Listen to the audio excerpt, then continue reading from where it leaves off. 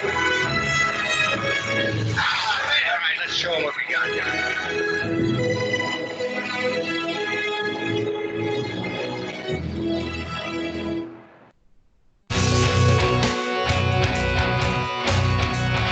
All right, thanks for listening while we take that short break here at Revolution Radio, freedomslips.com. And yeah, we're going to get back to your host.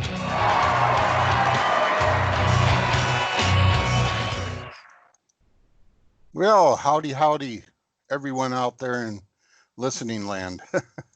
This is Dare to Think Out Loud. My name's LB Bork, and this is Revolution Radio, as the station had noted during the station break. I'm the newest host, or the host that is on for the next 2 hours. And again, this is Dare to Think Out Loud, and that title is, well, it was designed by a guy named Mike Gaddy, and he's one of the panelists on this think tank. I don't know, it's a kind of a roundtable thing that we do on Fridays, and we're going to be talking about today's subject, which is socialism and its dead entities.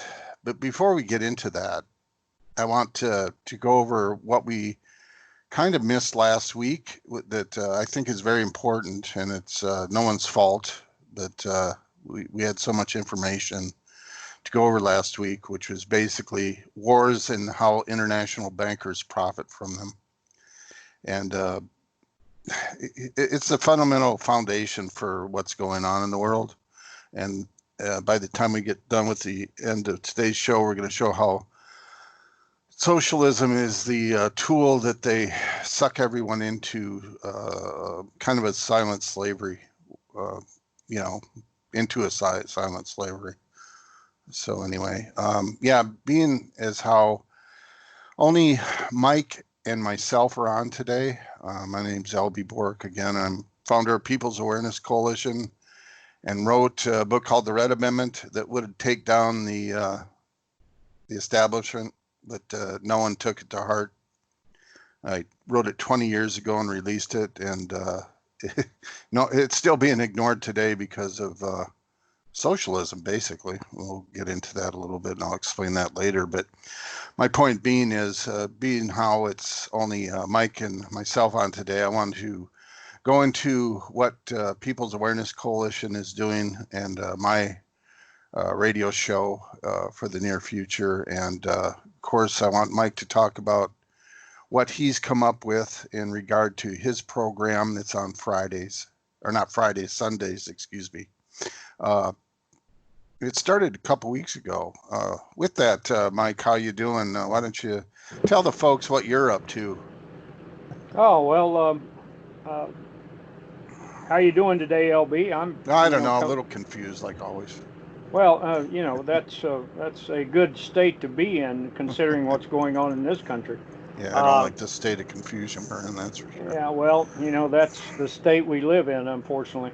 No, I have a program on Sundays on Studio A, this same studio, from 6 to 8 p.m. Eastern, and it's titled Addicted to Our Own Destruction. And I go into basically how we've been set up to believe in a system that enslaves us. And, much about the central theme of what we all talk about.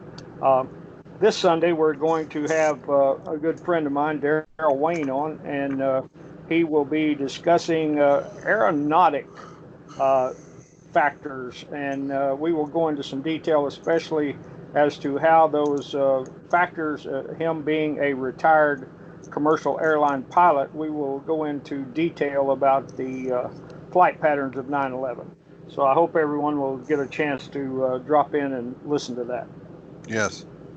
That kind of goes with what Dave Scorpio on his show gets into, the conspiracy issues over the years. And I know Dave and I get into some debate about some things, but in general, we agree on a lot. And I think you and myself agree on a lot too. And I think that's a problem with this so-called movement is people aren't working together because they disagree on one little thing. As a lot of people or so-called Christians know that there's, I can't even count the denominations of Christianity that are out there because they pulled some segment of the Bible out and practice that as a religion of the Bible, and it creates division. And I think by the end of today's program, that's going to be the final goal of this program is to discuss or exemplify that people are divided, and what we're against is basically good and evil. That's what we're up against, and the people that are dividing and not working together are feeding the evil. And that gets into what I want to go into today, the socialism and its dead entities and how that works. But before we get into the banking issue that we want to continue from last week, I want to tell people and the listeners what's going on with my program on Tuesdays, The Ultimate Remedy. I'm not trying to really change anything.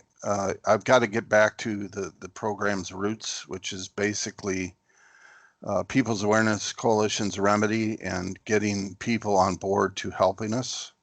And I really appreciate all the people that have helped me the last couple of years on just discussing topics, but especially you, Mike. The last year we've gone over some of the foundational problems of what we're facing right now. And saying that, the problem is with people, they don't know what they ate for breakfast yesterday. And they're concentrating on what they see in front of them, in front of their face, not future-wise, but in front of their face. And that's how they commandeered this movement, basically. Political discussions, of the day. And what we're dealing with is a foundational problem. Don't you agree, Mike? I mean, you can't fix what's meant to be broken. Well, we've been broken in our political beliefs since 1787 with the new Constitution. Right. That's my opinion, and I know a lot of people don't agree with it, but I think given enough time, I can prove it. Right. Well, I agree with that, and I see it. I just want to say the place I might differ is I knew about the problems of the Constitution 20 years ago, 25 years ago, but I decided to use a rule that we used early on in regard to remedy, and that's using their law against them. So what we do is use their Constitution, as Brett Kavanaugh says, as written, whatever the hell that's supposed to mean, but I guess it's as you see it in text today, the progressive mess they made under the 14th Amendment included, to use this thing against them. And it's a mess, and we're going to go into that today. And hopefully we'll pull out some things that you can see and what's happened and how they're manipulating people. With that, I know you've studied also, Mike, the Civil War period, and something you told me a few months ago, which just adds to what I felt was wrong in the past. Like I've said for many years, people keep telling me that, let me stop there.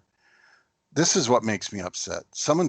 I heard on the station in one of the roundtables a few weeks back that my material is presumption or theory. The main statement was theory. My work is not theory. It's based on facts. I can tie it to the Constitution. It basically boils down to what I've been saying also for years. The problem is people believe what they want to believe. And there's a common law maxim that fits that. Let those who want to be deceived, be deceived. So people that say stupid things like that off the cuff and don't look into my work in its totality are trouble, for one thing. And basically feeding the people we're against, which is the evil side of what's gone on for the last, well, it started a long time ago, but their solid program started 500 years ago. And it's coming to completion now. And there's backbiting and fighting going on. We can get into that a little bit during during today's program. But again, what you discovered, Mike, sorry I got off on a rabbit trail there. What you discovered was very important to what we discussed last week in regard to international wars and bankers. And you told me a few months back, or a little while back, that the Rothschilds were kind of seen poking around just prior to the Civil War, kind of scoping things out in the North and South. You want to go into that a little bit? Well, the Rothschilds had one of their kin in his mid-20s, Solomon James Rothschild, and he traveled extensively from New York to Philadelphia to New Orleans to Atlanta to other places for a little over a year, and he was, in my opinion, was doing a forward recon of the situation in both the North and the South. And he was writing letters back home to his uncle in France, and was feeding him the information on what was going on, especially politically. And he spoke in those letters of some of the events that he attended and who was there and what their thoughts were. And he was right up to the secession movement in late 1860. He was riding back home to France.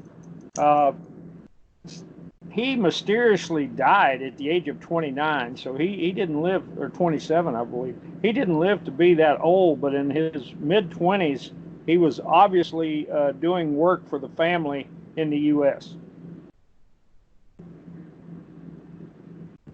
Yes. And that's a foundation to what we talked about last week in regard to, the bankers taking over via war. And that brings me to something else that John Breeson and I talked about this week. As anyone that studies communism or socialism, communism, the factors that surround it know that Marx said, and all communist, popular communists like Lenin and Stalin have said, that socialism is the foundation for communism. So that in sense tells you that there are two different entities or two different topics or subjects to be looked at. And of course, I've done that through my book and my work. But John was talking about Fabian socialism, which is basically soft socialism, which is a gradual implementation of communism, or it feeds the gradual implementation of communism. And then there's the Marxist socialism, which is, pursuant to what's mentioned in the Communist Manifesto, which I say was done in the United States with the Civil War. They did do it by any means possible to get it done, which includes death or war, right? So this ties to what we're talking about with the Rothschilds, scoping out in the South what needed to be done with the Civil War. And as anyone knows that follows my work, the synagogue of Satan is the foundation for communism, and it's the foundation for evil. So socialism itself is the problem, but many people don't really know what socialism is. It's some candy-coated thing that basically gives equity to people, or equality, but it really is not an equal thing, because what we've seen with the socialism that's been introduced into the United States, the rich have gotten richer. And that's why I've said the Communist Manifesto is nothing but a blueprint for the capitalist, or to establish a fascist-based government. And as you have eloquently laid out, Mike, or have said, that socialism or the fascist type system was introduced with the Constitution, which I agree with. The Alien and Sedition Acts were kind of, they were of that purpose. And maybe you could go into the Sedition Acts, which basically is pursuant to what's going on right now with the federal government going into the states to protect their property. And these so-called, that's the thing that gets me, is the what they say about these so-called peaceful protesters. They're rioters. They're creating acts of violence, which is all orchestrated in my mind. I have no doubt in my mind it's a purpose, and we can talk about that in a minute. But why don't we go into that Sedition Act that was put in place? Well, the Federalists controlled the government from the inception under the Constitution, beginning in 1789. And of course, they controlled the Senate by 20-2. There were 2 anti-federalists in the Senate, and there were it was about 48-11 in the House of Representatives that the Federalists controlled. So the people who wrote the Constitution controlled the government that they had created under that Constitution. And so with the implementation of the U.S. Bank by Alexander Hamilton, and ironically, none of the shareholders in that bank were ever listed. So we don't know who actually owned and controlled the bank that Hamilton created, but it was the precursor to what we have today in the Federal Reserve. But we do know that with their boom and bust and borrowing the money that they were borrowing from this bank, and the U.S. government borrowed quite heavily from that bank in the first 6 years of this country's existence. And because of that, the inflation rate had gone, into the 50-some% and higher, almost into 70% in some places, because of this, bank that was absolutely corrupt in its operation. And so a lot of people began to wake up, and James Madison did a flip-flop, and he went from a Federalist to the Democratic Republican camp of Thomas Jefferson. And he split in about 1792-93 when he began to see the financial end coming apart under Hamilton and inflation rising, and he knew that his political career was going to be best served serving with or siding with Thomas Jefferson and that group. Well, once Washington's out of office and John Adams becomes president, his vice president was Thomas Jefferson. And so there was an awful lot of criticism of the government. When you begin to really get into really tyrannizing the people become upset, and the people start criticizing the government. So the Federalists were reacting to that with the Alien and Sedition Act. And so they put this all together in about 1798, 1799, and they come up with this Alien and Sedition Act, which says that you can go to prison for saying or writing anything negative about the government. And ironically, since Jefferson was of a different political persuasion back then, the Sedition Act said you could not criticize anyone in government except the vice president. So you could criticize him all you want to. So then they actually had a member of Congress, and I can't remember his name right now, pardon me for that, but they had a member of Congress who actually stood up on the floor of the House and criticized Adams' presidency, and he was arrested and he was sent to prison were criticizing the government, and he was a member of that government. So he was, even if you were a member of government, you weren't allowed to criticize that government. So this brought about a polarization of the people in 1799 in that era, and we had Jefferson running for president. Adams was running for president. Aaron Burr was running for president. One of the Pinckneys in South Carolina was also running for president, Coatsworth Pinckney, I believe, and he was running for president. And there is some evidence that the Federalists were so afraid that they were about to lose power in the 1800 election that Washington was actually contacted and asked if he would come back and run again. And there is some letters among the founders speaking of that. But of course, Washington died in 1799, so it became a non-factor. So then we had the election of 1800, and of course, Adams by this time had split with Hamilton, so the Federalist Party was splintering in front of everyone. And you had Hamilton, who actually supported Jefferson because he and Adams had gotten into it. And also, Hamilton did not like Aaron Burr. Even though, this is a tasty bit of information, Aaron Burr and Alexander Hamilton joined as partners in the creation of the Bank of New York in 1792-93. So they were actually partners in a financial endeavor. And of course, this entity in New York was loaning money to the government as well. It was a real mess.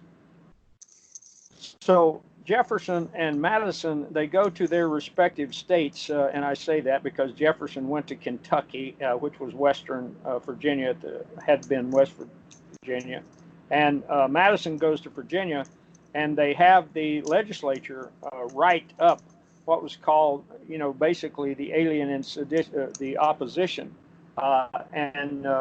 so the Kentucky and the Virginia resolves, or the Kentucky and Virginia resolutions. And so if you read the Kentucky resolution, which Jefferson wrote, the first paragraph, actually not the whole paragraph, if you read it to the first semicolon, it's one of the most wonderful pieces of writing about what government is supposed to be and what the U.S. government was supposed to be, I believe, that one can find anywhere. And, they aren't mentioned very much and they aren't talked about very much. Madison, being the consummate politician, what he wrote for the Virginia legislature was a watered down version of what Jefferson wrote. And of course, Madison was trying again with that writing of that resolution to speak out of both sides of his mouth.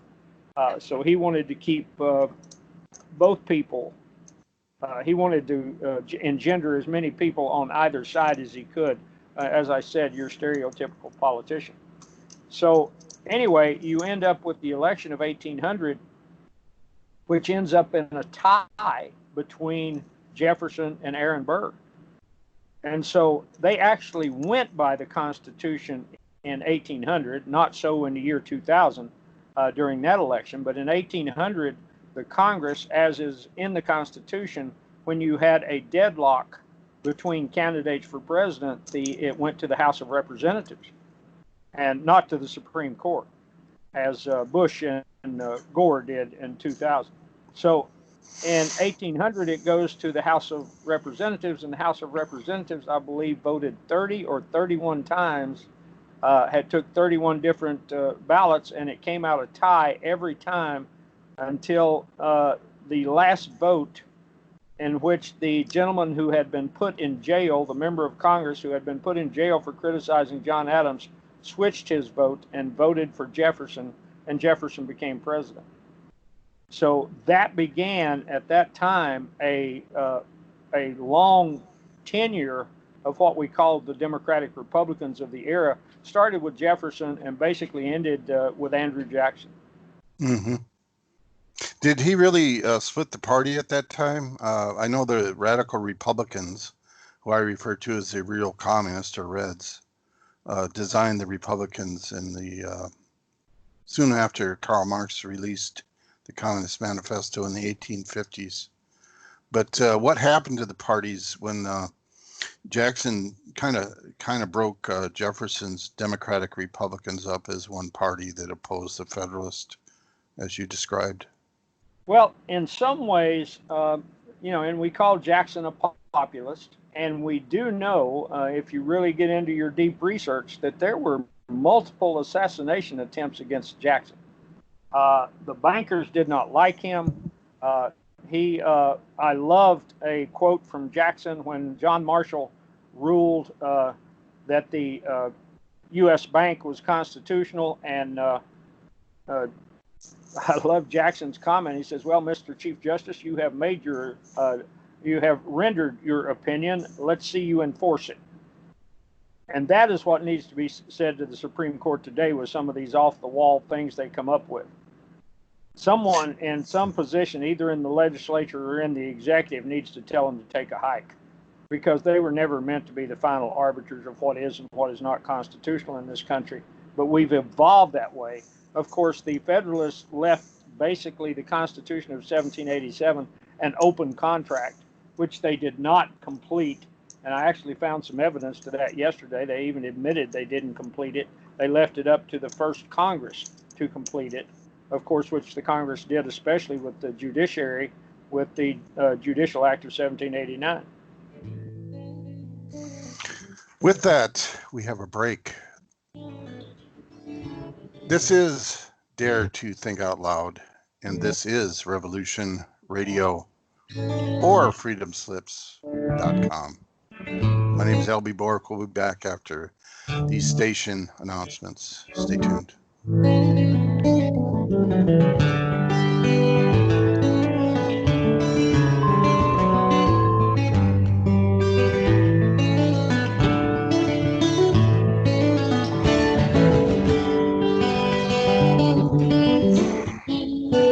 Listen to Revolution Radio at freedomslips.com, and we'll be right back after this message.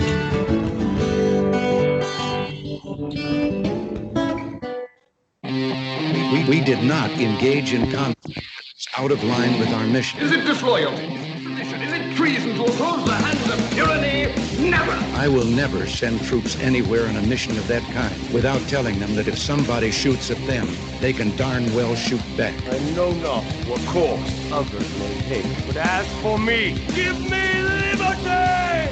Oh, give me death! A dark cloud is finally lifting across the world as U.S. military intelligence and their global partners are destroying the deep state criminal power structure that has ruled over our planet for hundreds of years. We are free with the God-given right, and we shall not yield that right to any power on earth. Hi, I'm Scott McKay. The world is at, and I am your host on The Tipping Point on Revolution Radio, where every Monday from 8 to 10 p.m. Eastern, we bring you the latest in this ensuing takedown of this global criminal empire. That's an image of strength. You'll get the raw hard truth here on The Tipping Point. So come join us Mondays, 8 to 10 p.m. Eastern in Studio B at revolution.radio.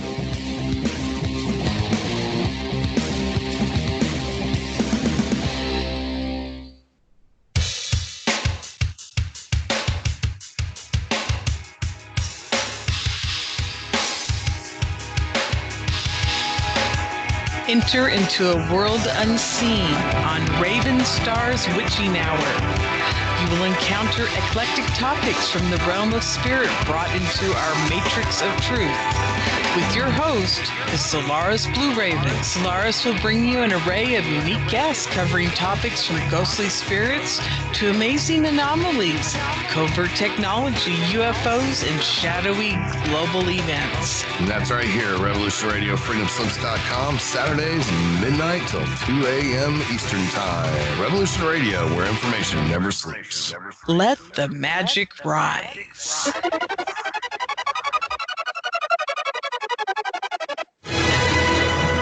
I want to thank everybody for listening to Revolution Radio at freedomslips.com, the one place where information never sleeps. Revolution Radio.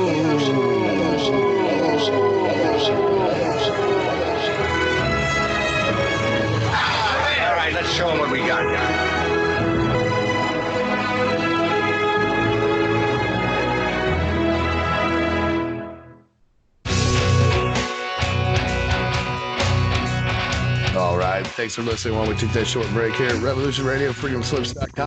And yeah, we're going to get back to your host.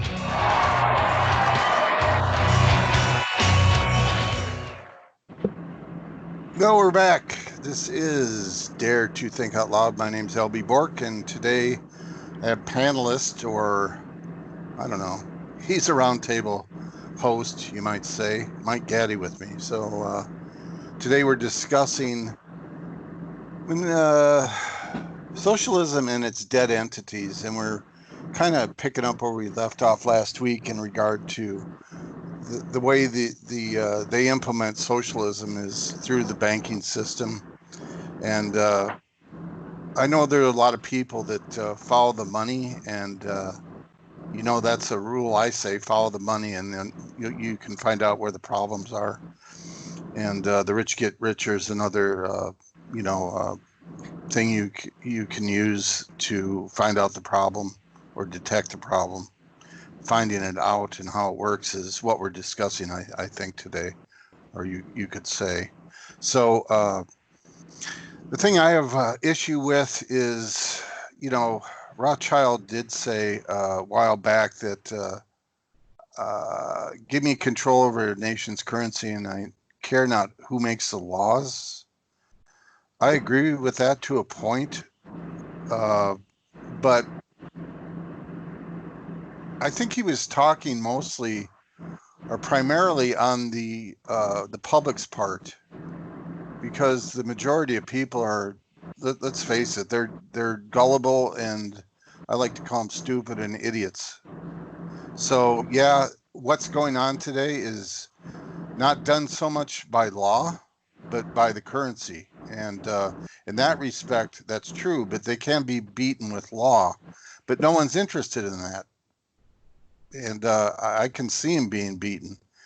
George Bush back in 91, or during that period of time, George Bush Sr. said, they follow the rule of law, not the law of the jungle. And of course, that's a thing that most people are clueless about. And even the lawyers that control the system are clueless about the law, because basically they've been taught the system.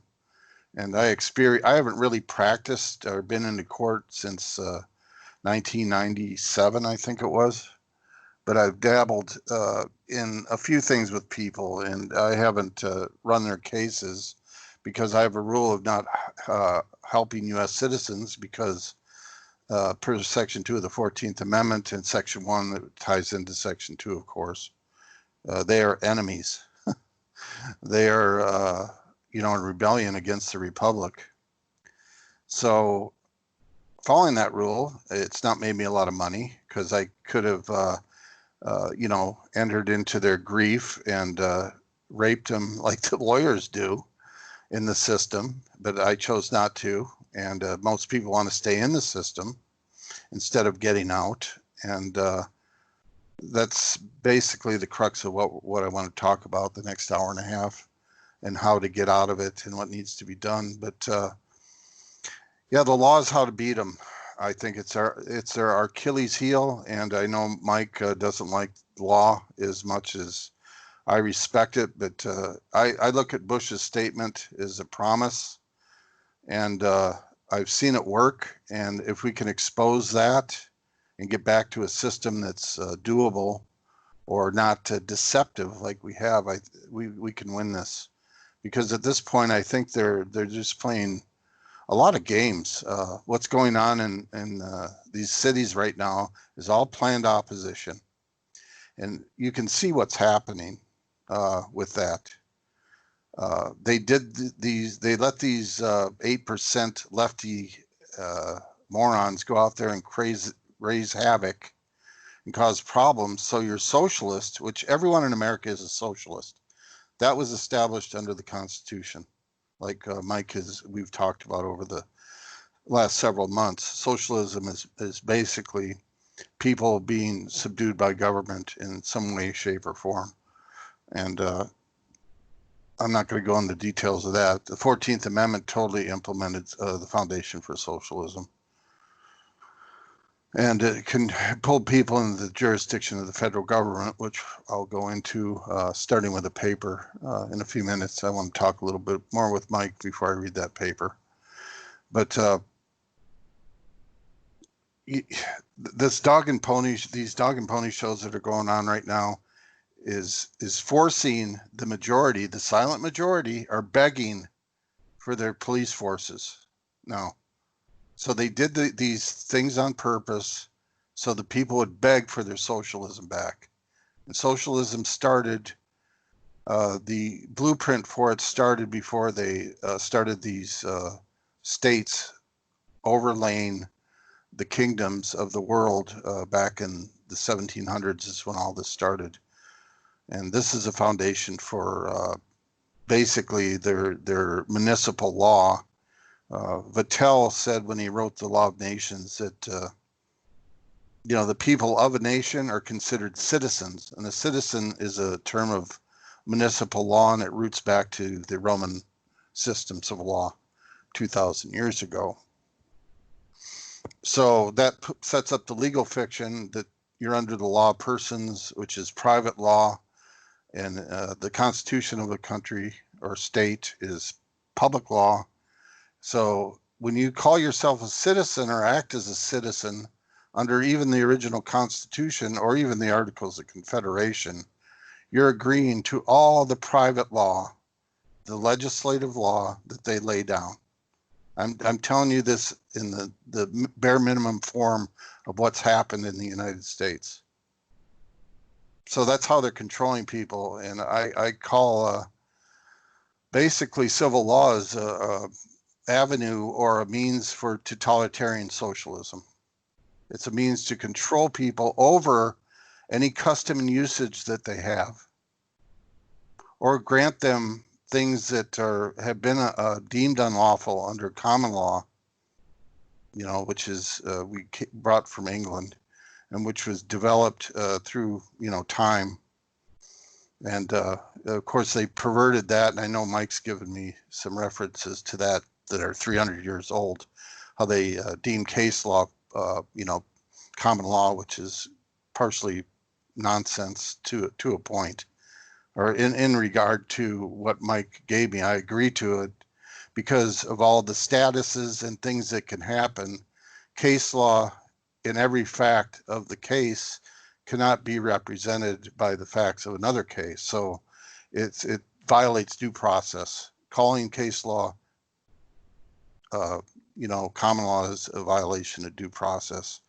You can get ideas of custom and usage through common law maxims and some cases that come up. But, if you have different entities, corporate entities, foreigners in your country and things of this nature, there's no way to exactly come to a principle of common law under case law, or cases that go through the courts.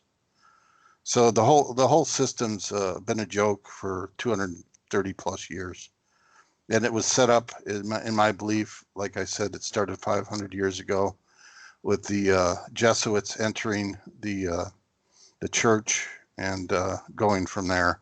Of course, it was going on before that, but they really got their operation in gear with the they called it Reformation, and there was two Reformation people. There was Martin Luther and then John Calvin.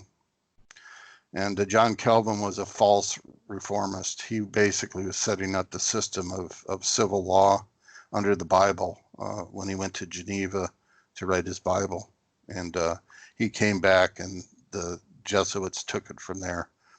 And of course, the Jesuits took over after the Civil War in full glory. And that's when "In God We Trust" showed up on the money and whatever. So the synagogue of Satan is behind all this, and they kind of pull the strings, behind what's going on. And anyway, Mike, didn't mean to leave you out there. Do you have anything to add, maybe? Well, one of the first things I would like to do is answer a question from the chat room, and they wanted to know, someone wanted to know who the person was who was arrested for speaking out against the government, and that was Congressman Matthew Lyon, Lyon, and Okay. he's the one who eventually broke the vote in 1800. And ironically, he was re-elected to Congress, the only member of Congress in American history who was re-elected to his position while he was sitting in jail. And so he was in jail for violating the Alien and Sedition Acts. And that wonderful judicial system, what he was sentenced to was $1,000 fine, if I can remember correctly. And he was also, and if I'm not mistaken, he was from Vermont. And so he was ordered to pay $1,000 fine and court costs. And Judge William Patterson lamented being unable to give Lyon a harsher punishment. So that shows you how wonderful the judicial system was back then. It was owned by the people in power just as it is today. Yeah, it's today. I was thinking when you were describing what went on with the Federalists and the Sedition Act, speaking out against the government, that I'm doing it today. How come they don't come after me, do you think? Well, give them time, LB. You have to. It's all a matter of time. They still have. If you look at it, Woodrow Wilson passed something much similar during World War I to keep the American people from bad mouthing the government for going to war. When Wilson had promised the people during his election, if he was elected, that he would not send America's boys to a war in Europe. And then he promptly did because the bankers told him to. And so he came up with an Espionage Act, I believe it's 1917. And that's still on the books. And I am sure at some point in time, our wonderful, Homeland Security, George Bush's Nazi force, I'm sure at some point in time, they are going to start implementing the provisions of the Espionage Act of 1917.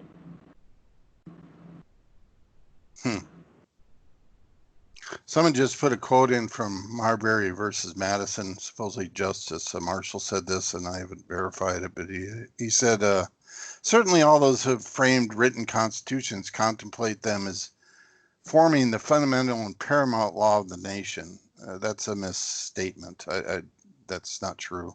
Well, if Marshall's lying or the fact of that matter. Well, John Marshall is a true. Convicted liar because at the Virginia Ratification Convention, he promised the electors in the Virginia Ratification Convention that if they just would ratify the Constitution, that the Supreme Court would never overrule a state court.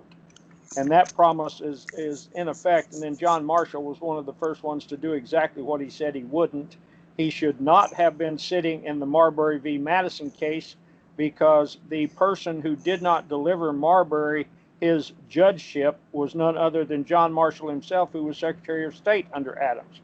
Mm-hmm. So he should have recused himself, shouldn't have been involved in that case. Ironically, in the Marbury v. Madison case, Marbury said that the Judicial Act of 1789 was unconstitutional, but we still have it. So how? Who said that? Marshall. I'm sorry, Marshall did. It was John unconstitutional, but it's still there. It's still there. He said it was unconstitutional. He made that ruling in Marbury v. Madison. Well, my gripe with what he said being paramount law, it's I guess if it was pursuant to the state constitutions, that would be true, but it's not. The federal constitution is only supreme law of the land. If he's referencing maybe the state constitutions being paramount that recognized God as the paramount source or authority, that could be maybe what he was referencing. Well, let's not forget, LB, that under the Supremacy Clause, Article 6, Clause 2, it specifically says that it would be the supreme law of the land as long as it is in pursuance of the Constitution.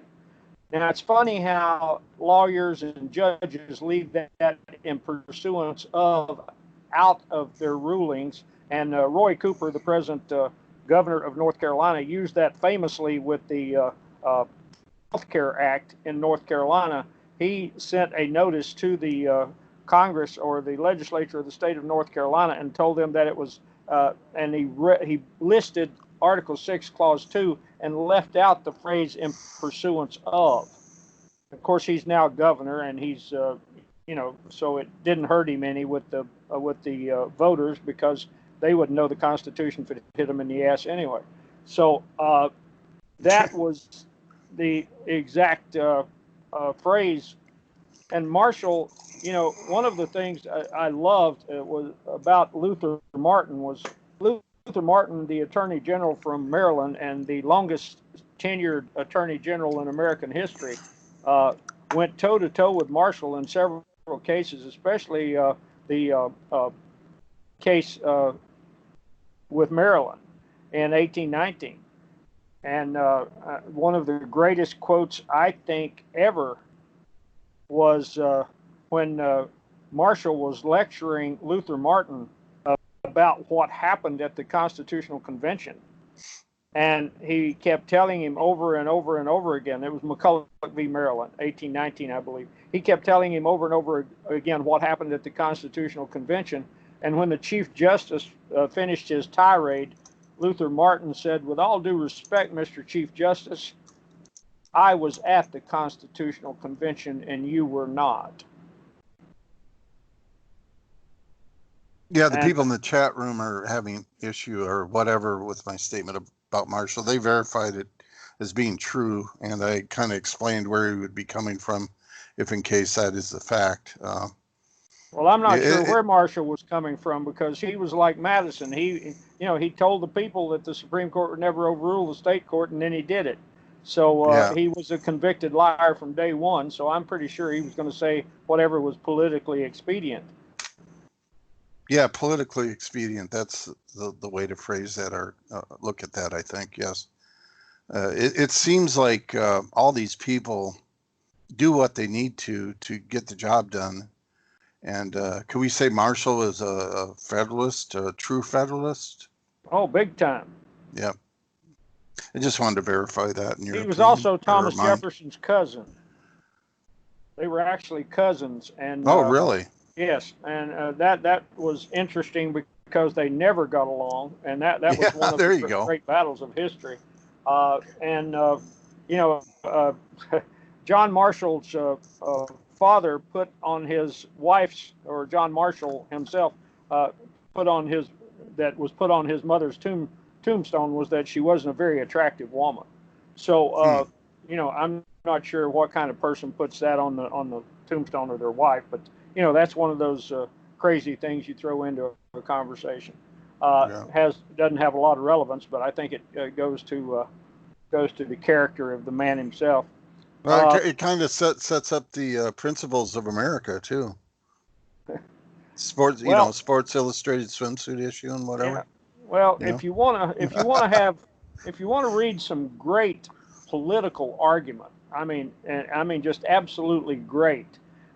After the McCulloch v. Maryland case in 1819, where basically Marshall ruled that the court could decide the constitutionality of any law that was out there, and that basically went against the Constitution itself, and totally against the separation of powers.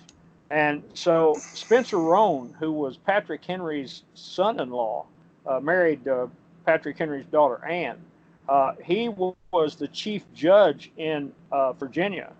And it was rumored that had John Adams not placed John Marshall as Chief Justice the night before Jefferson was inaugurated, that Jefferson would have appointed Spencer Roane to that position as Chief Justice. And one can only wonder with the what ifs if that would have happened had Spencer Roane been there. But Spencer Roane he got after Marshall so bad in 1819 about the McCulloch v. Maryland decision that the Chief Justice, for the first time in history, took to the newspapers to try to convince the people of his position. And those are available for people who are interested in such. And That is a fantastic set of arguments back and forth between Marshall and Spencer Roane. So back to, staying on subject here of the Federalist, because as we've discussed in past shows, and what I know you believe, I know you believe that Federalists were socialist or authoritarians. And that's basically the foundation for socialism, a way to get control of people, dangling carrots to get money out of them or profits from them. And that's the foundation for communism. Basically, it's stealing economies of people, a nation, a country, to profit from them individually. And that's what the human resource thing is all about. That Americans have gladly accepted over the past 30, 40 years. I mean, they have no problem with being a human resource, which is a term of slavery as far as I'm concerned, which roots back to socialism. But going back to Jackson, what was his purpose of breaking up Jefferson's party? Because as far as I can see, Jefferson, I know you like Patrick Henry, for example. He was a true statesman, in my opinion. But I think there's very few statesmen that were around after the Constitution was put in place. But I think Jefferson was the closest one to being a statesman. Don't you agree? Why was Jackson so hell bent on destroying his party? Well, I think that basically what we had 20 some years, almost 30 years of the party of Jefferson, if you would, going through Jefferson, Madison, Monroe, on down the line with, each one of Jefferson, Madison, and Monroe, each having 8 years in office.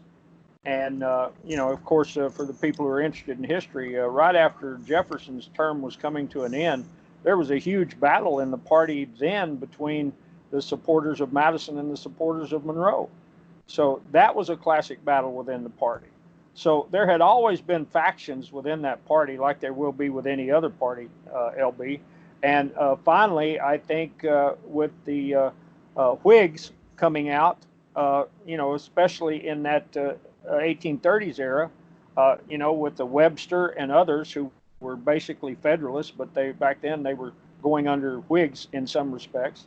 So you had what I believe was a natural evolution, because at some point in time, even when times are good, as they were under Jefferson, the ugly head of government engages the people, and you end up with factions fighting against each other. Mm-hmm. Similar to the Christian denominations, Right. Why do we have so many different churches? It's the same thing. They claim to believe the same thing. But I believe, and I believe it, I don't know how you could argue with it, is that the Constitution was a socialist document, and especially in the first power given to Congress, Article 1, Section 8, Clause 1, which was the clause that gave them unlimited taxation by unlimited means. If you look at Article 1, Section 8, Clause 1, there is no limit to how much you can be taxed, people. There is absolutely none whatsoever. And whether it be direct tax, indirect taxes, of course, all those are incorrect, but indirect taxes, excise taxes, everything that we're dealing with today, that set it up. And when a people can be subject to unlimited taxation, that's a socialist society. So people might say, well, the Constitution wasn't socialist. Well, the very first power given to Congress made it so. Because if I can, by the force of government, if I can take everything you own at a whim through taxation, you're not free. And you're living in a socialist society. And one of the things that, I would tell people to read is to go into some of these especially the arguments on Article 1, Section 8, Clause 1, and look at some of the opposition. And one of the ones that I would tell people to read is Brutus number 5, which was basically was the judge Yates, who had left the Constitutional Convention. He was a delegate there from New York. He and John Lansing Jr. left the Constitutional Convention after barely a month and said that they couldn't stay because the people there were exceeding the power that they had been authorized with by their respective states. And so Yates becomes the Chief Justice of the New York Supreme Court, and he wrote under the Anti-Federalist Brutus, and in number 5, he just completely exposes how Article 1, Section 8, Clause 1 created a socialist society, although he didn't call it that. But he outlines it perfectly. That word did not come into use. And if we go back to Marx, LB, Marx said that democracy is the first step to communism. Right, right. So, yeah. I think maybe you're right. It was the later communists that said socialism leads to communism. But democracy is the foundation. Depending on how it's used or implemented, is the foundation for socialism. And absolutely, because anytime the majority can rule the minority has no say-so. But the minority have no rights. The what they've done with the 14th Amendment, though, is given minority voice over the majority. And that's what's happening with these damn social media platforms. Anyway, this is Dare to Think Out Loud. My name's LB Bork. That was the first hour of the program today. We'll be back in a few minutes after these station announcements with hour 2.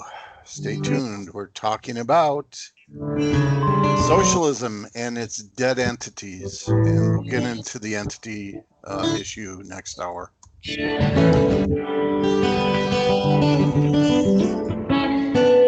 Listen to Revolution Radio at freedomslips.com, and we'll be right back after this message.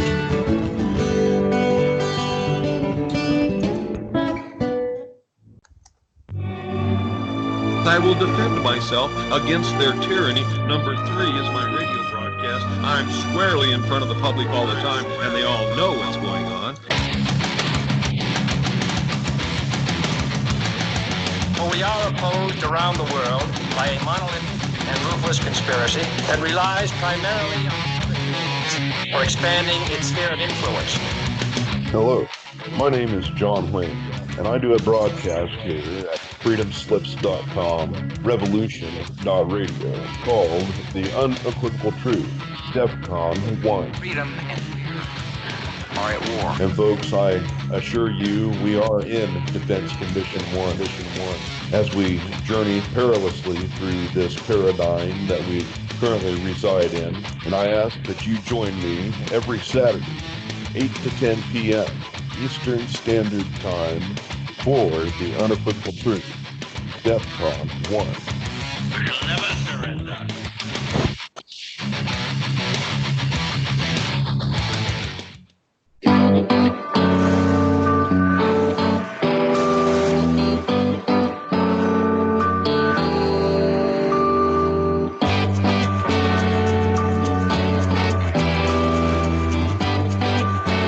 Anarcho-syndicalist commune. We take it in turns to act as a sort of executive officer for the week. Yes. But all the decisions of that officer have to be ratified at a special bi-weekly meeting. Yes, I see. By a simple majority in the case of purely internal affairs. Be quiet. But by a 2/3 majority in the case of more... Be quiet. I order you to be quiet. Look, you stupid bastard, you've got no arms left. Yes, I have. Look! It's just a flesh wound. I don't believe I've seen such a display of courage, skill, nerve, grace, and stupidity. I'll do you for that. Oh, what? Come here. What are you going to do, bleed on me? I'm invincible. You're a loony. The Black Knight always triumphs. Roundtable Live, Monday through Friday, 1 a.m. till 4 a.m. Eastern Time. Bring your mind, bring your ideas, bring your voice. King Arthur had nothing on us here at Revolution Radio, freedomslips.com.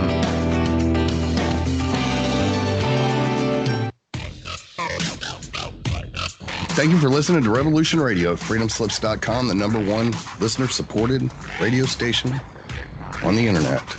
Please help support this station so this battle can continue forward.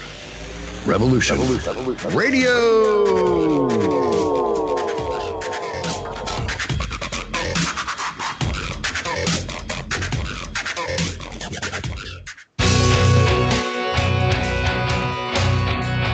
All right, thanks for listening while we took that short break here at Revolution Radio, freedomslips.com. And now we're going to get back to your host.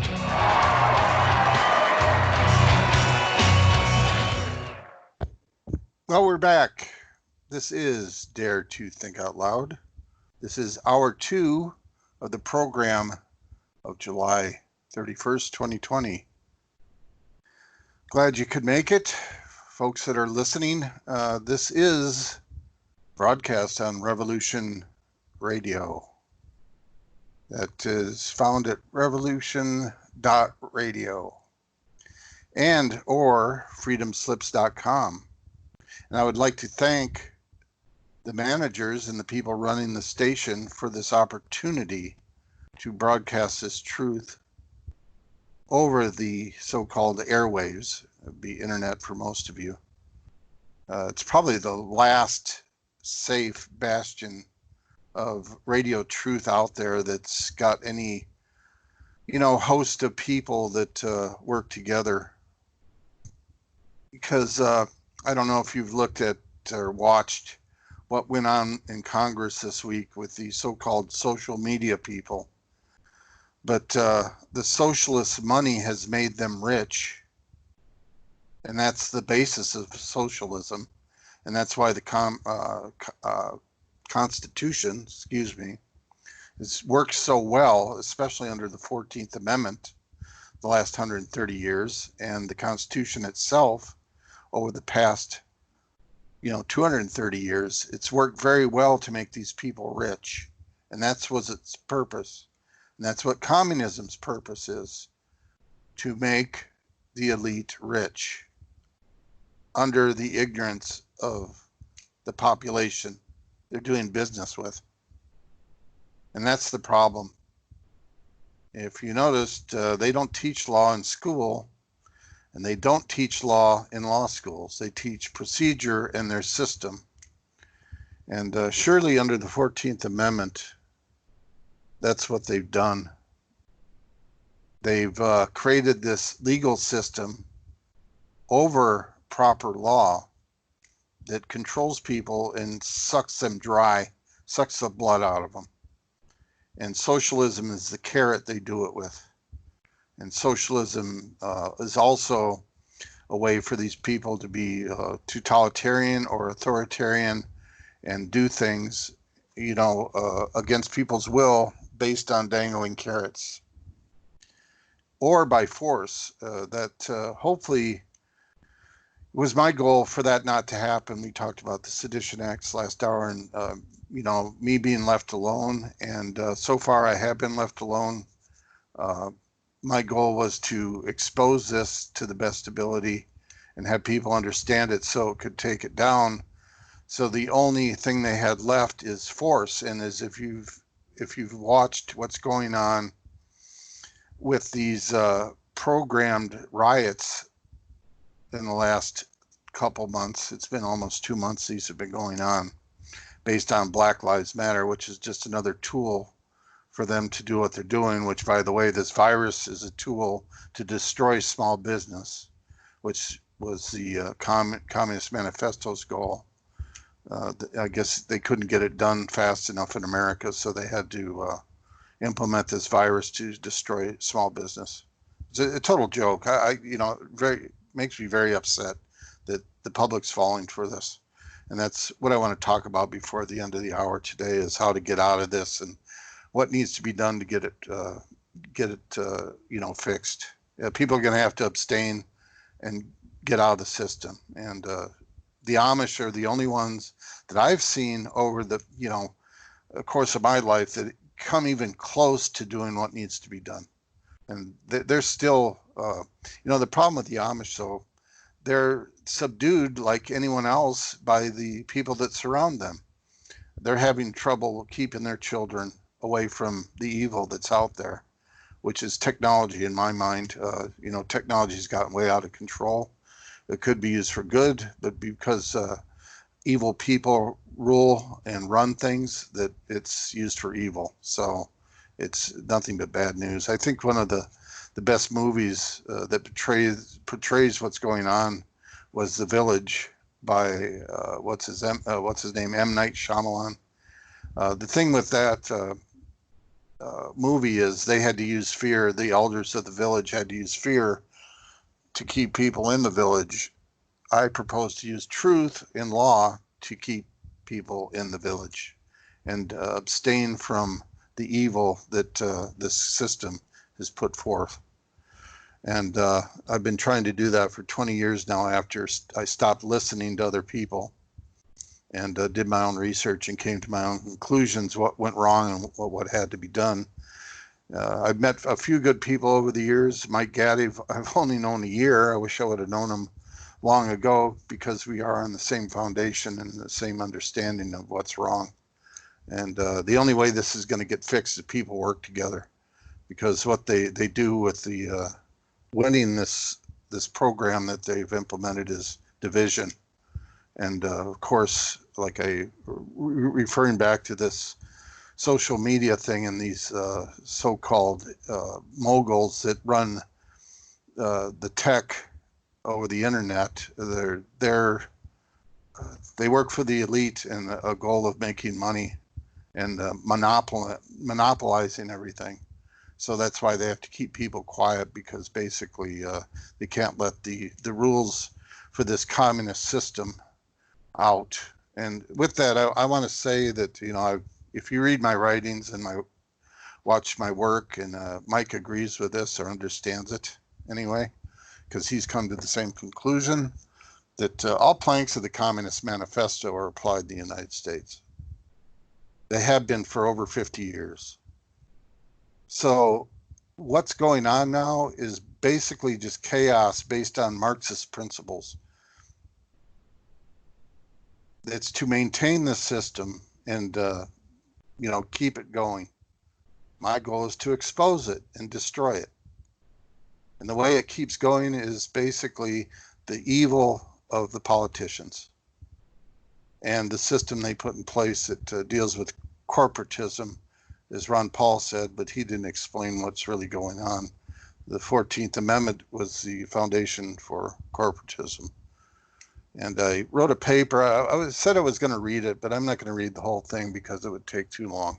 And I don't want to keep Mike quiet any longer than I need to. But anyway, there's two forms of entities under corporations. There's corporate government and corporate I'm messing up here because I'm off my notes. I should know this better. But there's two entities of body politics. That's the word I was looking for. There's two types of body politics. There's body politic government and body politic corporate. The states in their original form were governments. They have governors. The 14th Amendment or the Constitution created a corporate body based on those republics or countries or nations, if you want to call them that. The word state's even perverted. State means status or condition of the government, basically, or the people of that country. A state is incorporated into the state. So state's one of those magical legal terms or terms of law that they came up with to deceive people. But the federal government was always a corporation. It had a president. It's noted in the document itself. They're not governing bodies. So what happened with the 14th Amendment is they pulled people into this corporate body, which made them, without question, a legal entity. And the same thing happened under the Roman system of law. It went from a republic to a empire.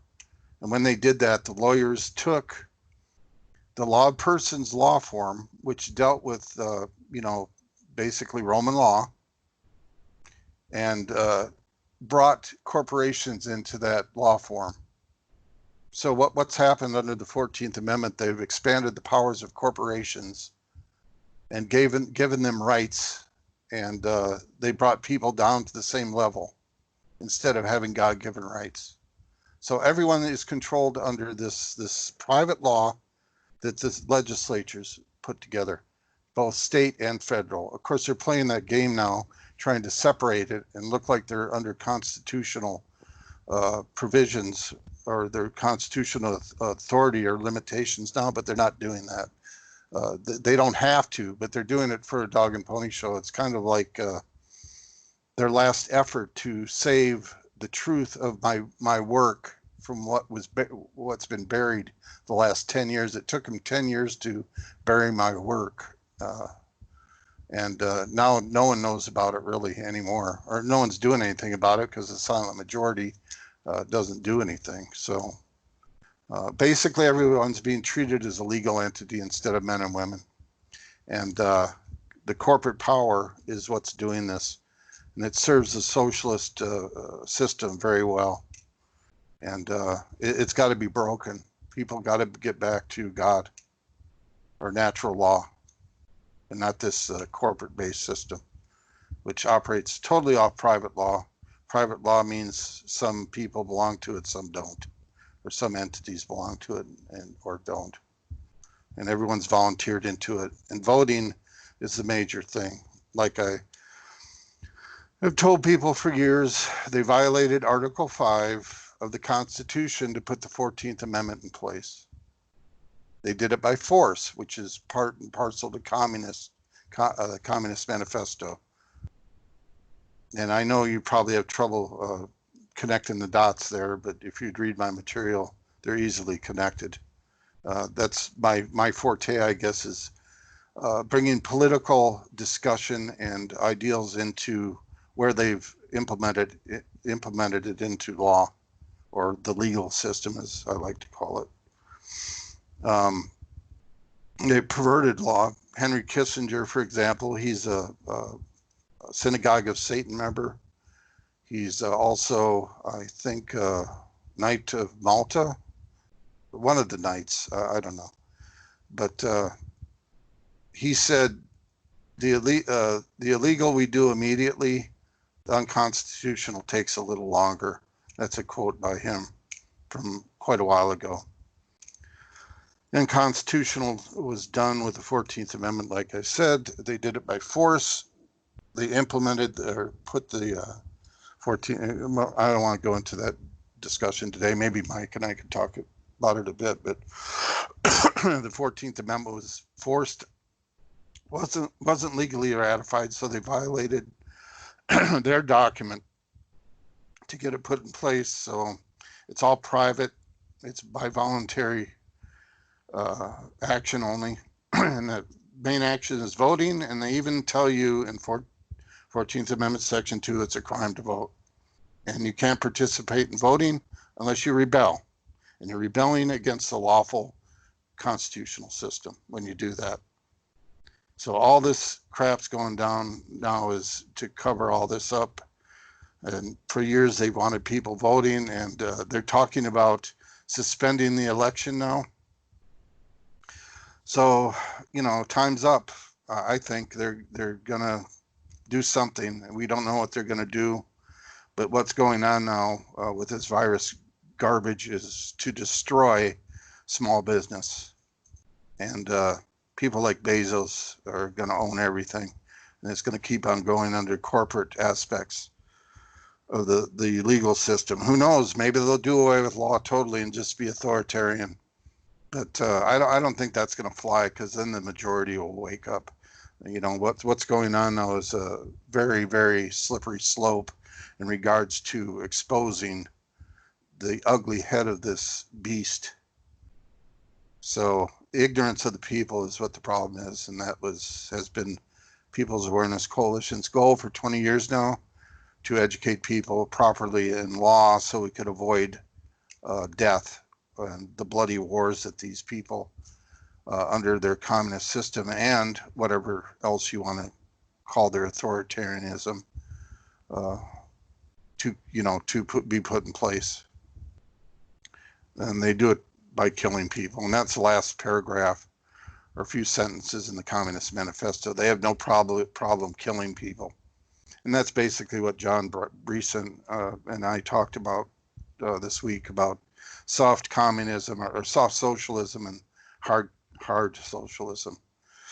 And basically, they've done both in the United States. The Civil War was the hard communist platform, how they installed this, and soft socialism is how they applied, the 10 planks and much of the dogma over about 100 years into the American governance. Anyway, with that, Mike, what do you have to add, or what do you have that could be amended to that?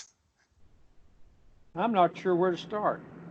It's that's why I like discussion, and we were discussing a few things last hour. But when I get on my soapbox like I just did, I do it best with my writings, but people won't read them. You know that people don't read anymore, and I do my best work with my writing. So, well, why would they want to read? They have a lobotomy box. Yeah. Let somebody tell them what to think. And I personally think you give the people of this country way too much credit to think that they would rebel if there was no election. Because I promise you, they won't. They're going to keep getting jerked around. They're going to keep getting jerked around. They're not going to rebel. Look at it. Everyone that you see today wearing a mask would be perfectly willing to do whatever the government told them to do. They wouldn't protest. Now, maybe some of the people who are forced to wear a mask to keep a job, to keep their families going, there are those people, I think, who are totally different. But the people who willingly put that mask on and go anywhere they are told to do, and then the ones who will attack the people who don't. We're living in an insane world. Yeah, it is insane. I haven't worn a mask yet, but I've been telling people should be boycotting places that mandate it. And isn't it interesting that they're using the Democrats as the bad guys in all this? Like I said last hour, and I've been saying for a long time, the Republicans are the original Communist Party. And as you have researched and discovered, that the red came from a socialist that there is applied to the Republican Party.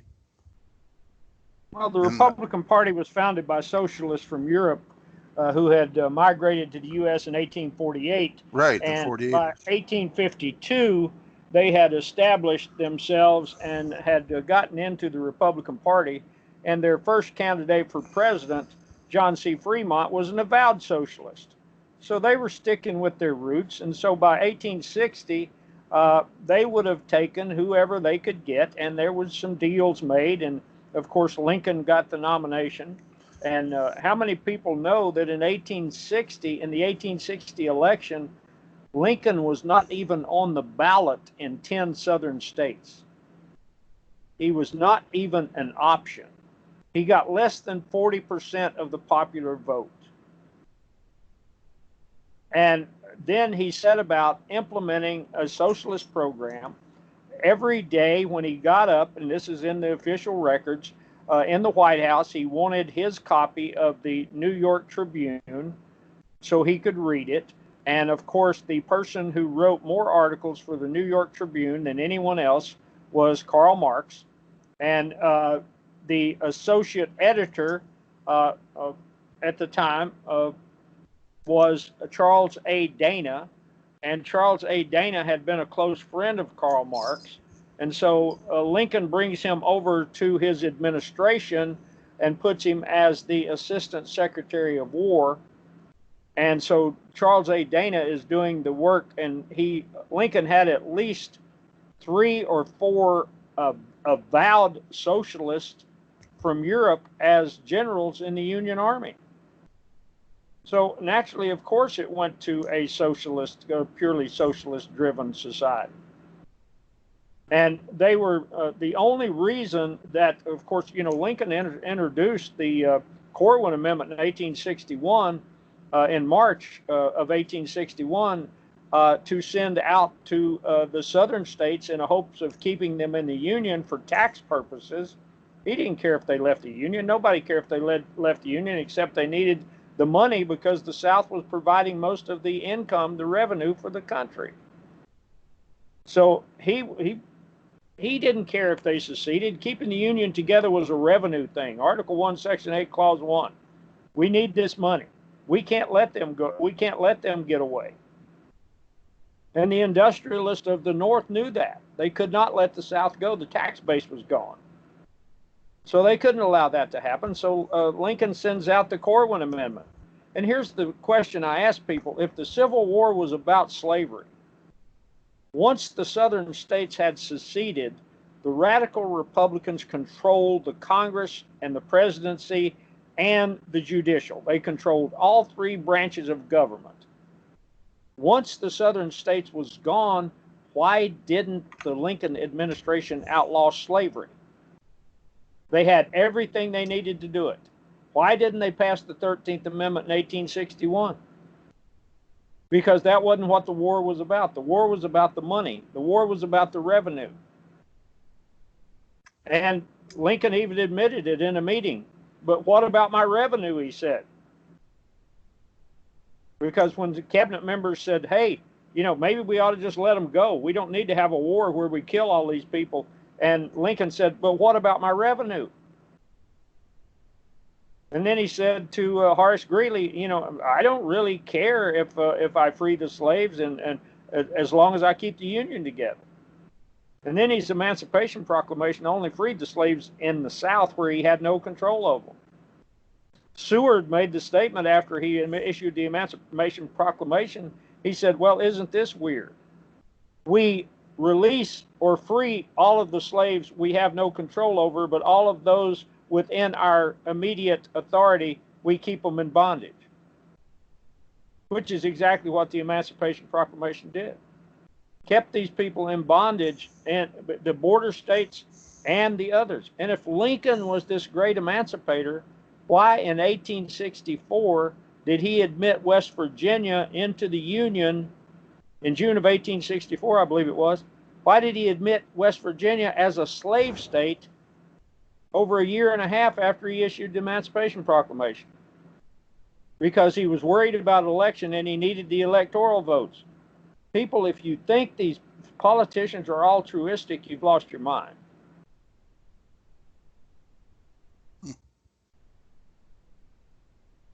Well, I can understand why people get confused about this and that. Like I said, you aren't taught law, and that's how they've basically control everyone. And as people know today, and you've observed that the courts are a joke. I was, I don't know if I mentioned, but I was party to a hearing this week based on a appeal. And basically the prosecutor said nothing for 10 minutes. It just totally avoided the question of law that I addressed, which was the term resident is used under the 14th Amendment. It's vague and ambiguous and destroys what is used internationally and constitutionally. But if anyone reads my work, they know that the whole agency system is communist or Marxist, and the whole system is predicated on this term resident and people being residents of their state. Well, under the Constitution itself and what Vattel put down for the Law of Nations, a resident's a foreigner. And that was the argument. They're calling people of the states residents, and they can't be a resident and a citizen because they're in opposition to each other. So what I'm trying to do is just destroy their legal system. And I haven't found anyone that's wanted to help in 20 years. They like their TV, like you said, and whatever else that's being used to rape them and violate their rights, instead. And like I've said for years, if the people aren't docile, there's more of us than there is of them. But an ignorant lot of people aren't going to get anything done, or people that keep their mouth shut. As someone said, I like to watch Vince of Red Elephants. He's on YouTube. He's got a good mind for things, but he's got two problems. He's a Catholic and he's into politics, the political system. But otherwise, he does good analysis. And he noted this week that 8% of the people that are causing problems right now are extreme lefties, right? Correct? Which is probably right. We're the other 92%. They're not doing anything. All they do is listen to programs like this. That's why I don't like the term show, because show implicates entertainment. And anything related to the tube or radio is basically there to entertain people. It's not to educate. I'm not here to be a dancing monkey. And a lot of these people are on YouTube and whatever. Some of them are good. Tim Pool's another one that's very analytical and does a good job. But he's totally lost in regards to the way the system works. And that's got to change, or nothing's going to change to the positive. With that, we have another break. This is Dare to Think Out Loud. My name's LB Bork. I have with me today the great Mike Gaddy. We'll be back in a couple minutes to finish up the fourth quarter of the show, fourth segment. Stay tuned.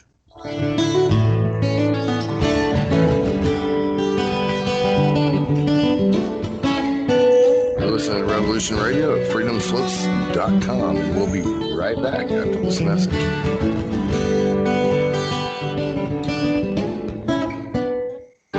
Many years from now, would you be willing to trade all the days from this day to that for one chance, just one chance, to come back here and tell our enemies that they may take our lives, but they'll never take our freedom?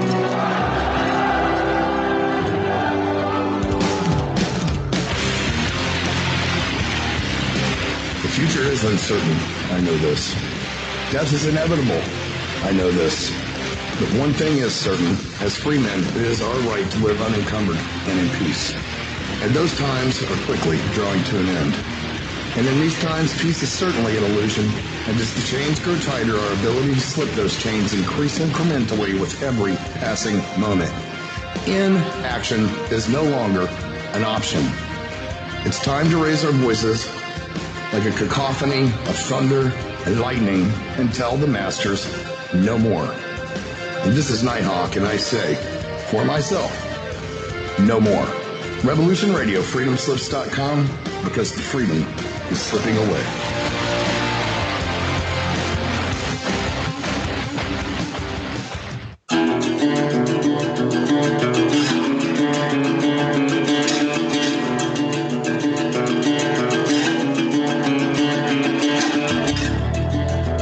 Travels to Earth through the rainbow crystal bubbles from the furthest reaches of space and time, across the dimensions, through the elements, and in harmony with the colors of the universe. Through her mastery of abstract stream of consciousness malapropisms, she weaves a web of comic, satiric, cosmic conversation. Her subjects can range from Norman, the goose next door, to astrology and earth changes, and into the deep recesses of the soul matrix.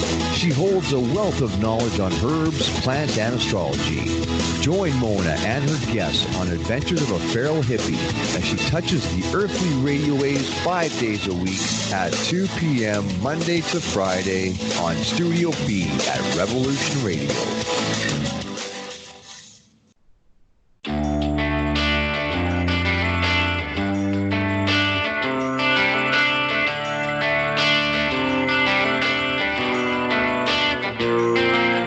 This is Thomas, a.k.a. a Mad Painter. I'd like you to join me Monday nights, 10 p.m. Eastern Standard Time for Open Canvas. Don't forget to bring an open mind. Yes, folks, that's right. Bring an open mind to an open canvas. Again, that is Monday nights, 10 p.m. Eastern. UFOs to government corruption. This is Revolution Radio, freedomslips.com. You don't need to expect us. We're already here.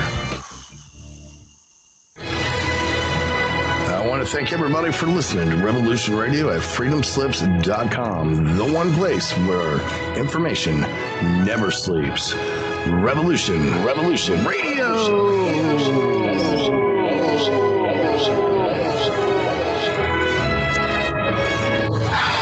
right, let's show them what we got, guys.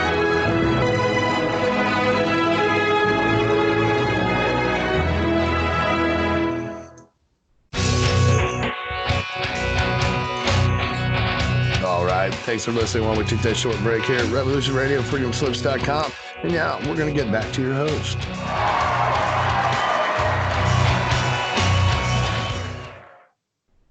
Well, we're back. This is the final segment of Dare to Think Out Loud for July 31st in the year 2020. And what a year it's going to be. It's not done yet. One of the Synagogue of Satan members that works with Google said back in 1999, don't have his name in front of me, but he said by 2020 there will be world government. Mona just said in chat room, that the world is in a big shutdown right now. And she's right. I'm going to give you the reference to another Synagogue of Satan member. He was the president of Israel, fake Israel as they call it, because these people are not Israelites, they're imposters. That was interviewed by a gentleman back a few years back, and Shimon Peres, I think is his name. I'm terrible at pronouncing English, let alone foreign languages. But the reporter asked him at one time, or during this interview rather, he said there are significant political changes on the map from day to day. First it was Tunisia, then Libya, Egypt, now Syria. What do all these changes mean for the Middle East and all that's happening? Is it positive for Israel? President's answer was, yes. I mean, there may be a transition period that will create some difficulties, but in the long run, yes. Look, it's not that those countries are changing. All countries are changing because the world has changed, and anybody has a choice. No, wait, excuse me, I misread that. And nobody has a choice. They either go along with the modern age or lag behind and really to become poor and irrelevant. What is happening, you know, governments are no longer controlling their own economy. Instead of a national economy, you have a global economy. Now, if you want to enter, you have to follow the rules of the economy. These people have stolen through communism, or capitalism, if you want to call it that, corporate powers, the dead entities that you people have become because of their system of law, have stolen your family economies and made you human resources to profit for them. And you're doing nothing about it.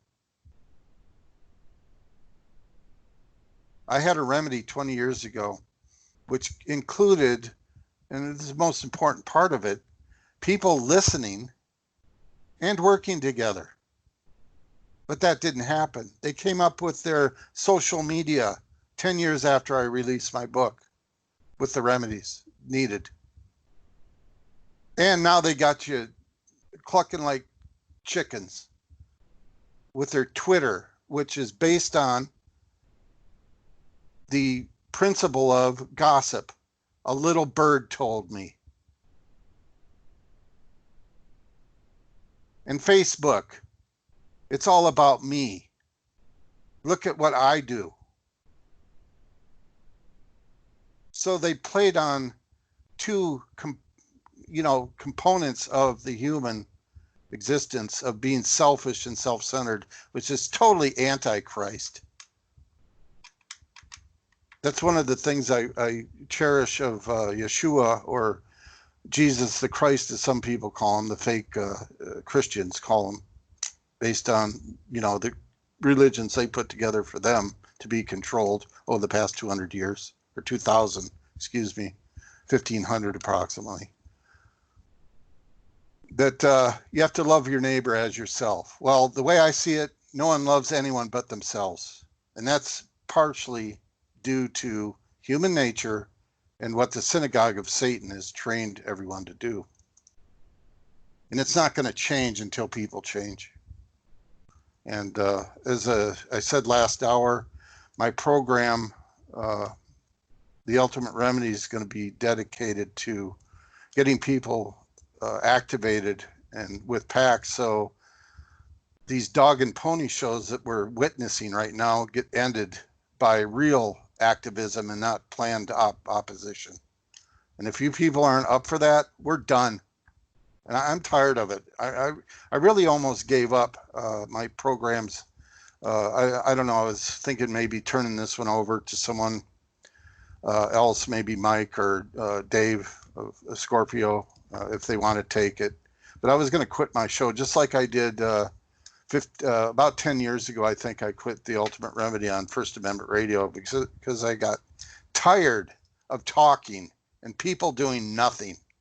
And that's what's going on now. I'm tired of it. How much information can you people gather before you make a decision to do something? If you decide, I don't think people do. I think what they do is they collect information like it's a trophy to say to someone, "Oh, I know more than you do. Look at me." Talk radio is a waste of time. People got to get activated. Anyway, Mike, thanks for being with us today. You're one of the soldiers out there. God bless you. You can go on a soapbox now for 10 minutes if you'd like. Oh, were you calling me a bad name? What'd you call me? Soldier, I guess. A warrior. How about a warrior? Well, that was my high school mascot. So, yeah, I would take that. But, I will never give up the fight for freedom, LB. As long as I have breath, as long as the good Lord gives me breath, I will fight for freedom. And, I realize that if the odds were even, everybody would be doing it. And, I really don't care about the odds. I'm going to keep doing what I can do with what limited talent I have to do the very best I can for as long as I can. And that's all I can do. And, I get down sometimes, and every time I get down, which is about, weekly, I will pick up Albert J. Knox, Isaiah and the Remnant. And I read through Isaiah and the Remnant, and I'm charged up and ready to go again. So it's that's where I go to get my tank refilled. Yep.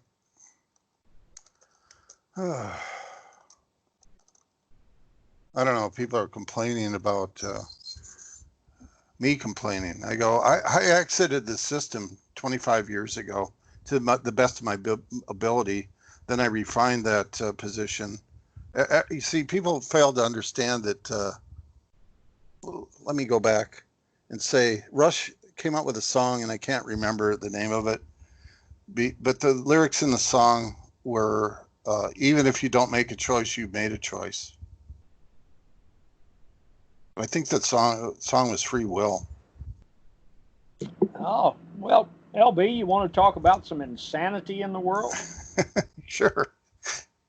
Well, what do you think about governors proclaiming that chicken wings are not a meal? You and I both know this. The political system's a joke.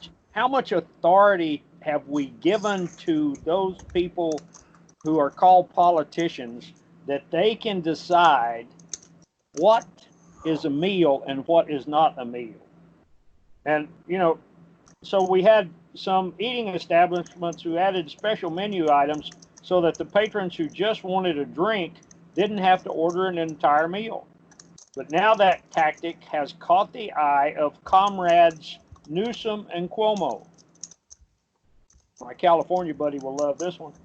They have decided that not only is it within their power to tell restaurants if they are allowed to serve drinks and food, but these governors also claim the power to dictate what counts as a meal. Really, people, you're going to put up with this? This is just absolutely incredible. Of course, the dictator of New York said the food available has to be more than just hors d'oeuvres, chicken wings. You had to have some substantive food. The lowest level of substantive food are sandwiches. There is the dictate from on high in New York. Well, they will decide what's food. You know that when I feel the best is when I don't eat and fast like the Bible recommends. The whole system, they defined out. This goes back to Justinian law and what the synagogue of Satan deems humans as animals, not creatures of the Creator.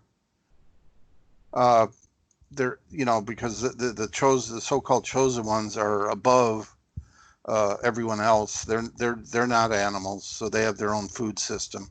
And you can go on YouTube and find these things. Well, some of it's being tossed off now because they're regulating truth on these social media sites. Well, but we're deemed animals. It's all about money, Mike. Oh, of course it is. Everything they dictate is about the money and the profits. Well, what Bezos just got divorced and his wife got how many billions of dollars that she's dedicating to socialism? So is her so-called ex-husband can make more billions? Well, LB, here's the thing. Here's an axiom that most people can't understand. Rich people do not care what form of government they live under. Socialism makes them richer. So naturally, they're going to lead towards socialism. But America has gotten into this habit of believing that you have to elect rich people to office. Well, who else can afford to run for office? But we're electing rich people to office. And then they go there to get richer. But rich people don't care about what form of government you have because the rich, the wealthy aristocracy will always control the government no matter what you call it. And they what wasn't it said? Didn't God say a long time ago, according to the Bible, that you don't want a king? Well, that's 2 Samuel chapter 8. But the people of Israel said we want a king. Right. So the people wanted a king, and the people today want a king. And here's another good one. I know my buddy Neil out in California is going to love this one. The California State University system is adding its first new general education requirement in 40 years. Students at all 23 college campuses will now be required to take a class on social justice or ethnic studies for graduation. Isn't that wonderful? Great. So the California Faculty Association are upset about it, and they said it was deplorable and disrespectful that this requirement was passed without the consultation of the Council of Ethnic Studies. And they're disappointed because the rule does not go far enough, because some of the classes that fulfill the requirements are not closely enough related to their agenda. Agenda, that's a fun word, isn't it? Yes, and then you have, of course, I think most people have seen this one, where that wonderful woman pepper sprayed a couple for not wearing a mask during a picnic in San Diego. In San Diego, well, California, the place where the fruits walk the street and the people hang from trees. I wrote a paper and I wanted to finish off the program today with it. But now that you mentioned that word agenda, I'll put it in the chat. And if you want to download it, it's got the most downloads or views or shares at any paper I put up recent. It's one of the newest ones too, because what it basically does is declare war against anyone that's not working with People's Awareness Coalition, because they're defaulting to the evil side of, what's going on, because based on division. That's one of the rules under Sun Tzu is divide and conquer. So people, via their egos, are dividing themselves and aiding evil. So if you want to download this paper, it's called The Choice is Up to You. It's at PACINLAW, PACINLAW.us/choice. The choice is up to you. It's only 2 pages, not too much of a brain strain to read. It's in bigger font too than most of the papers I put out. But anyway, here's the conclusion on the paper based on what you said, agenda. And agendas could be good or bad, but here it is. The fact is, there is a new world order, quote unquote, with its political agenda. And one pack, that means one entity or a group of people with our political agenda. Simply, our political agenda is being against theirs. So the only prudent thing left is to declare war on those who reject the truth and the need to unify. So it is really your choice. Choose good or choose evil. And I've been criticized for this. Well, you can criticize all you want. I just put it out in black and white. If you're voting for these people in the system and participating in the system, you're getting what you paid for, in sense, or so to speak, and getting raped. And it's going to keep on raping you. Yeah, I'm pretty angry. I usually don't get angry, but I'm done with this. I'm so done with people just talking. Get out and do something. Besides wear a mask like your masters told you to. Oh, by the way, Mike, I don't know if you heard this, but my friend Nathan said Fossey, who is a synagogue of Satan follower based on his Masonic hand symbols and his hidden hand thing he's done out in public. He's evil. He said this week that people are going to have to start wearing goggles too, because the virus could enter through the eyes. So that's coming. Well, LB, here's a classic. If the people will tolerate this, then we know exactly what kind of country we have. In Washington, D.C., you can now be fined $1,000 for not wearing a mask in public. But the mayor of Washington, D.C. said that he would exempt lawmakers, judges, and all federal employees from such an order. So apparently federal employees are incapable of catching COVID-19. It's all a dog and pony show. You and I both know that. Well, let's look at 2 other things. Look at this, LB. Let's throw this out real quickly. The governor of the state of Indiana has issued an executive order which carries 6 months in jail for not wearing a mask. And then you have Miami. The Miami police have formed a 39-officer strong unit in Miami to look for violators showing their dirty faces in public without a mask. Dirty faces? Well, I threw that in there. I'm sorry. Okay. Anyone caught without a mask will be charged $50 for a first offense, then $100. A third offense comes with a $500 fine and arrest. The insanity is overwhelming. But if you're a federal employee, you don't have to follow the law. Wait a minute. Let me figure that out. Aha. Yeah, I get it now. Sorry, I need a federal job. Well, I guess that would help, but it doesn't, negate the fact that these people are criminals and people are voting for these criminals. They're approving their criminality. And that's why I chose the 14th Amendment, because it's a no-brainer for people that have brains to understand what I've written about how the 14th Amendment works. They couldn't, I didn't complete my thought, I guess, when I was explaining how it works. They couldn't do it lawfully under their Constitution because they had to remove the states of the South to get any kind of vote on approving the 14th Amendment, which is totally illegal, unlawful, according to their own document. If you even watch Spielberg's Lincoln, they go into that Lincoln was, not that's as accurate as some of the material you pull up from archive and whatever, or history. But I believe that Lincoln did have the quandary of deciding whether the 13th Amendment was even legal or lawful to do under the Constitution, or the war that caused it, which it wasn't.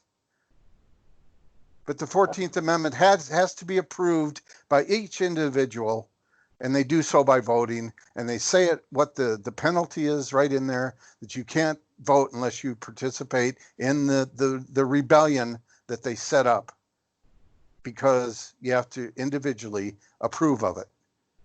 And they are even nicer to say that it's a crime, which turns you into a frickin' slave pursuant to their new 13th Amendment.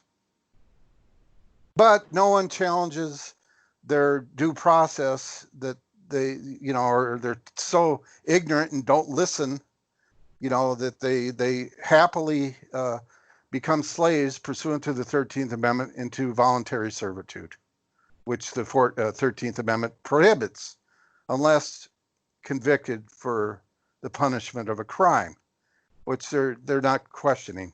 They don't question it. So the whole thing's a con job. And I've been trying to expose this for 20 years, and it's totally ignored. LB, have you ever heard of a former governor in Louisiana by the name of Edwin Edwards? No. Well, he is probably one of the only people ever to run for office who actually had a truthful bumper sticker. Okay. Back when he ran for governor, and he actually won in the state of Louisiana, his bumper sticker read, "Vote for the crook. It's important."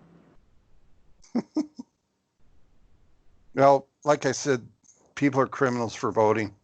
It's written. That's the language, and that's the operational law. So back to what I said about someone in this station saying that my stuff's my material is theory, whatever. What? The only non-theory is if it comes out of a guy that wears a Halloween costume's mouth. I'm talking about the judges, the black Geneva robes they wear that are pursuant to the Calvinist movement of the 1500s. By the way, the priests wear the same kind of robe. They're all called Geneva robes, part of the Catholic or the Roman Catholic Church, which is basically what I'm telling you is the government's your religion.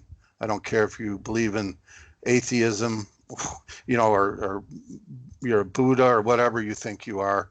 The government's your religion, and it's stealthily controlled by the Vatican or the Jesuits who took over. That control the synagogue. They're just useful idiots for the synagogue of Satan. So anyway, that's the crux of my work, and it's too bad people listen to other people, because most of it's disinformation. Like I've said, they can't get away with this for as long as they have without their own disinformation agents out there. And when the disinformation agents are paid by people like Bezos or whoever is making all this money, Mitt Romney's one of them.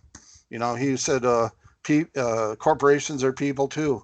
So he's in support of what I described being the problem, through these agencies and organizations they put together. So anyone that's making the big money is going to be a liar, and they're going to pay the people to lie and deceive people. So anyway, only got a couple minutes. Mike, do you have any closing thoughts?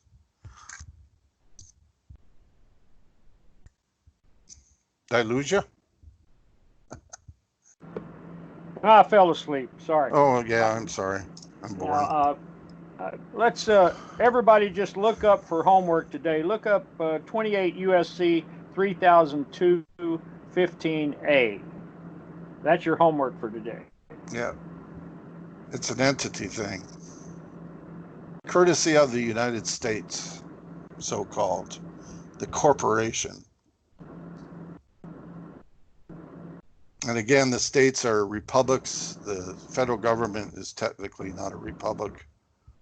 It guarantees each state a Republican form of government. And really, that's the only hope for people is Republican freedom, which separates people from this red system under the 14th Amendment. It's an immediate remedy right now with not having to change anything in the Constitution. But if people don't do something about this, which includes learning law and how it works and the mistakes that were made in the past, it's going to get worse. These people are going to surely enslave you to no end, along with your children. That's it for this week. This has been Dare to Think Out Loud. My name's L.B. Bork. I hope to have a pleasant weekend. I hope you do too. Don't get caught not wearing a mask. Ha ha. See you next week.